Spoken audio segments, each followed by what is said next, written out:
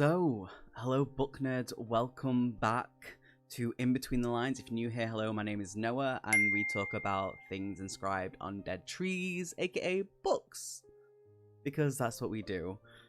Anyway, we've already started off with our Don't Die July with the horror booktube tag, and now we're going to start our reviews.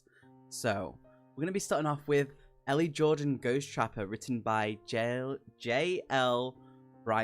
This was published in 2014. It's roughly 233 pages, and this is a paranormal horror. Now, this is a series. There is 18 books, I believe, in the series, with number 19 to come out early February 2024. And I've read a few of the books already, and I'm very excited about this, though I still need to reread some of them because we're going to be doing this as a whole series. Okay, so we're just going to dive straight into this. So, story-wise. So, the story, we follow Ellie Jordan, who works for Eckhart Investigations, which is a paranormal, you know, kind of like what Ghost Adventures do sort of things, or TAPS from back in the day, that sort of thing. And so she is known as a paranormal detective slash paranormal exterminator, if you will.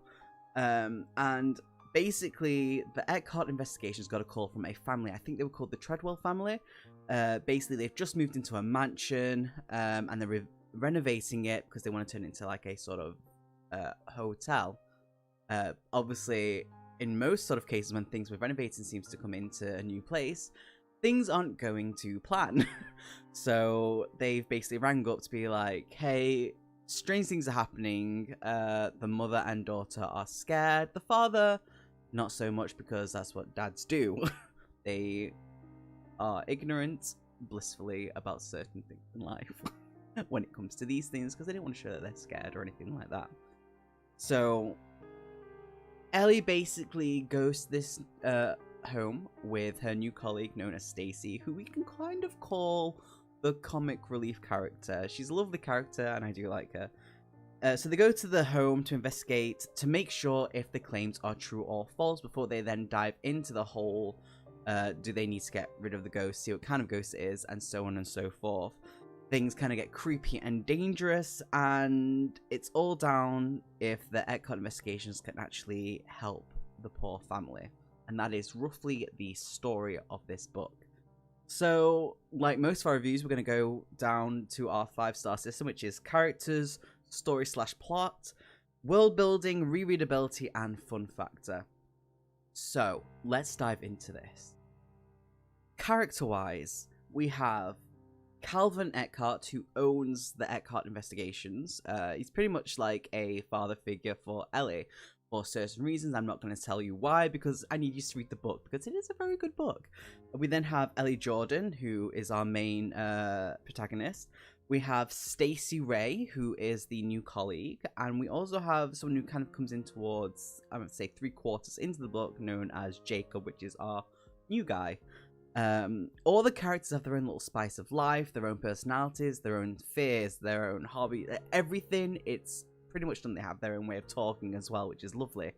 They feel like real people with how they react and deal to certain situations they are put in, which is really nice to see. With a family, from the Treadwell family, we have Anna, Dale, and Lexi, who is the little girl who basically is like this little piece of heart that is like, I saw something scary, can you help? And it's all about how Stacy kind of, while Ellie isn't really much of like, oh, there's a child, Stacy is very much the character. It's like, yo, I've got this, I can go talk to the child.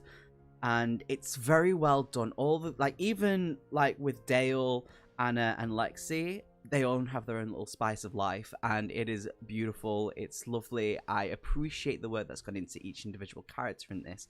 The best thing also about this is that there's not too many characters, even though I'm not talking about the ghost, because I'm going to leave that part for when people read the book. But they, even ghost-wise, they all have their own little quirks, as we put them, which definitely adds a certain flair to the book. So, story/plot. We've talked about the story just before. Plot-wise, it's very well done. The story flows very well. The plot moves at a very good pace. It doesn't stall at all. It all just flows perfectly, and I love that about it, because sometimes with books like this, they have a moment where they have a little bit of a break, and it's like, okay, nothing's really happening. I get what they're trying to do. They're trying to explain and do certain things to kind of be like, maybe a bit of time has passed or whatever. But no, with this, even if they're away from the house, it still flows, because they're still trying to work on things that is going to be helping the family and the investigation. So therefore, it just flows really easily. World building, it's America, you know, it doesn't really go into much. They describe a little bit on the travels how they're going into sort of like this open area where this house is set away from a lot of people and a lot of things, but that's really all you get from that. And that's a good thing and a bad thing, because good thing because it's just moving the story along, which is very good, and I love that, but also a little bit on the sad thing, because like I kind of want to understand a little bit more about where everything is set and how everything kind of connects with this house. So it does leave a little bit wanting in that, but it's not too much of a bad thing. Rereadability, absolutely. I've read this book numerous times. I enjoy it. It's done very well. It's creepy. The way they describe certain things, and when certain things happen, it actually makes you stop for a moment and be like, oh wow, that's a really good description of something. I can see it, like, looking exactly as how that is described. And I love that, and that's why it makes it really, really good. This also goes along with the other part, which is fun fact, because it is a fun book to read. Stacy is a character. She adds that kind of comic relief a little bit, which, you know, we all have that friend who is like that, and especially in books, we still need that sort of person in our life. So it's very well done. It is a fun book to read, and I don't think I can recommend it even more, especially when things are described when things are going downhill. It's beautiful, it's creepy. The story, it makes sense how everything just fits and clicks together. Now, rating-wise, I would love to give this 5 out of 5. I don't think I've ever given something 5 out of 5 before in this, but the other reason why I'm not is because of the world building, just because it just lacks a little bit there, which isn't a bad thing, like I said, because the story and everything else flows perfectly without it. I'm actually going to give this 4 stars out of 5. It is a good book, it is a good read, it's not too creepy. Young people could read this, but they might be freaked out by certain things that are described in it, like maybe a certain way that a ghost is, or if, let's say, for example, some ghosts, when they die, how is the best way to put this? If they are addicted to drugs, they will be the ghost could be, let's say, licking shards of glass off a floor, thinking it is a drug that it was hooked onto. You know what I'm getting at? Not going into too much of detail with that. But yeah, it's a very good book. I couldn't recommend this even more. Very well written, fun to read, creepy factor absolutely. Plus it's got that paranormal stuff that I kind of love to delve into.